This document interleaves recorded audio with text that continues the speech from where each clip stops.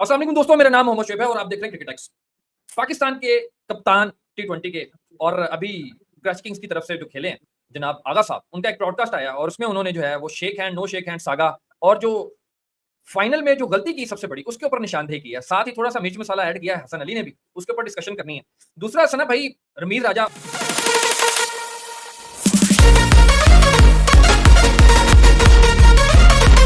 और आज का पावर हाउस कौन है? जो डेथ ओवर का है वो और थर्ड वन सर तो आपने कुछ ना आपने जायका खत्म कर दिया है। रमीज राजा ने ये कहा है, पाकिस्तान टीम में मौजूद कुछ बॉलर जो खुद को 30 मार 30 खान मार्क समझते हैं, but in reality they are useless. वो सर्जियो तुसिया की हुन सारी तमीद बदलनी सीखी ना। नहीं ना, देखें स्पाइस ना खत्म करें बाद में। चले वो बेसिकली सना भाई किस कॉन्टेक्स्ट में बात हुई उसके ऊपर जरूर जिक्र करना है। तीसरे नंबर पे सना भाई जो मोहम्मद अली ने जो क्रेडिट दिया है या कोट किया है, इसके ऊपर एक अलग चर्चा करनी है। बट ग्रेट राहुल द्रविड़ जो कहा है ना, मुझे जाती तौर पर पसंद इसलिए आया कि जब आप किसी बड़े प्लेयर को आपके कहने से या करने से ना करने से वो फर्क नहीं पड़ता, बट आप जब किसी को इज्जत देते हैं ना तो इट मींस कि आपकी जो परवरिश होती है ना वो पता चलता है कि आपकी परवरिश कहाँ हुई है। खैर सबसे पहले सना भाई गड़े मुद्दे उखड़ रहे हैं या अभी तक दिल में लिए हुए आगा बात को, यार शेक हैंड नहीं किया था, नहीं किया था, नहीं किया था, वो नहीं जो नहीं, भी वो तो बात जाहिर है बहुत क्वेश्चन हुआ, बड़ा पॉडकास्ट था उनकी फ्रेंचाइज के बंदा ही पॉडकास्ट कर रहा था, उनके जिस चैनल से है फ्रेंचाइज वही उस पर ऑनर हुआ है। लेकिन मैं बात बताऊँ आपको शबे, मुझे एक चीज़ की बड़ी अच्छी, आप वो पॉडकास्ट देख लें, उसमें जब बात हो रही है उसमें ज़्यादातर जिक्र मतलब ये नहीं कि इंटेंशनली, मगर क्वेश्चन हो रहा है फर्ज कीजिए स्ट्रेट ड्राइव किसकी अच्छी है, पुल शॉट किसका अच्छा, फ्लिक किसका अच्छा है, ग्रेट बैट्समैन कौन, हाँ। इंडियन इंडियन क्रिकेटर्स के नाम आ रहे हैं उसमें। ऐसा नहीं कि कोई इंटेंशन जनाब किसी की खूबी देख कर उस पर जिक्र किया जाए कि दसो जी कौन है, जैसे पूछा गया कि सबसे तगड़ा बॉलर कौन सा जी बुमराह, ऑफ कटर किसका अच्छा जी बुमराह है। तो पॉइंट ये है कि ये चीज़ अच्छी ना, अब देखें ऑफ कटर किसका है, आप किसी और का भी नाम डाल सकते हैं, ठीक है बुमराह ही है, मैं वैसे बात कर रहा हूँ कि अगर आपने किसी को वो करना ही है, अवॉइड करना है तो किया जा सकता है।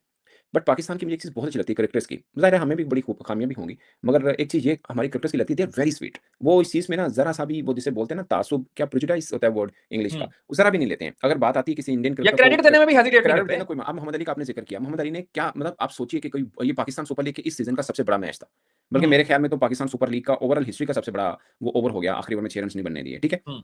उसके सेलिब्रेशन के अंदर एक उस टीम का सबसे बड़ा बॉलर ये कह रहा है मोहम्मद अली कि यार once the great cricketer Rahul Rahul Dravid Dravid, से ठीक है, एक रिस्पेक्ट के साथ, नो वो ग्रेट क्रिकेटर भी हैं, ग्रेट इंसान भी हैं। इंडिया में बहुत से ऐसे लोग हैं जो बहुत बड़े क्रिकेटर हैं, मगर वैसे इंसान नहीं है।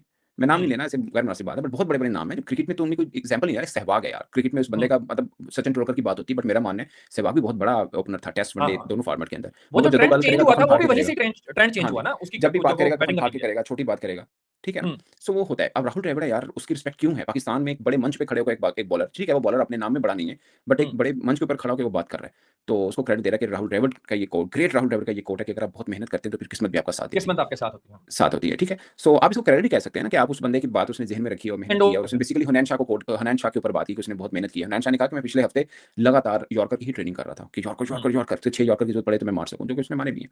सो ये है कमिंग बैक टू सलमान आगा, जो उन्होंने बोला, उनसे सवाल हुआ था कि वो जो नो हैंडशेक हुआ उसका क्या था। उन्होंने बोला कि हम जब प्रेस कॉन्फ्रेंस में थे तो हैंडशेक हो गया, उसके बाद ट्रॉफी का एक शूट था वहाँ पे भी हैंडशेक हो गया, तो मुझे तो लगा कि मैच में भी हो जाएगा। लेकिन उससे पहले मुझे रेफरी का नाम भूल गया, वो सलमान आगा पाई क्राफ्ट का जिक्र कर रहे थे कि उन्होंने बुलाया और उन्होंने कहा कि हैंडशेक नहीं होगा, तो कहता मैंने कहा कि ठीक है अगर वो नहीं लेना चाहते तो मुझे भी हाथ मिलाने का तो शौक हमें नहीं है। जरूरत नहीं है। मैंने कहा ठीक है कोई मसला नहीं है। कहते फिर मैच खत्म हो गया तो हम उनके ड्रेसिंग रूम की प्रिविलियन की तरफ तरफ गए। गए, प्रिविलियन की तरफ गए कि चलो हैंडशेक करेंगे, कहते वो आए नहीं है। तो मुझे लगता है वो पाकिस्तान टीम की बहुत गलती थी, जब वो आपको टॉस के ऊपर एक इंडिविजुअल बंदा, एक कप्तान जो एक रसमन होता है वो हाथ नहीं मिला रहा, तो प्रिविलियन तो उसी की कर गया।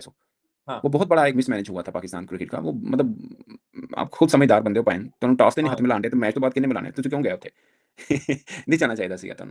सो या फिर कम्युनिकेशन हुई, आपको कोई कन्वे हुआ कि जनाब हुन आ जाइए, हुन कर लांगे, नहीं था, हम्म। या वो नीचे उतर रहे हो तब की बात, कोई ऐसा सीन नहीं था। खैर वो मिसकैलकुलेट हुआ, तो हम्म। ये सब जिक्र किया। फिर नहीं हसन इस अली पे ने बोला, जल्दी पे थोड़ा सा तेल नहीं डाला वैसे हसन अली ने कि वही ना ही ना, फिर मैच हसन खेल अली ने लेंगे। कहा कि ऐसा मैच ही ना खेलते, कह देते कि यार ठीक है एक पॉइंट साढ़ा जरूरत थी कि मैच खिला दी।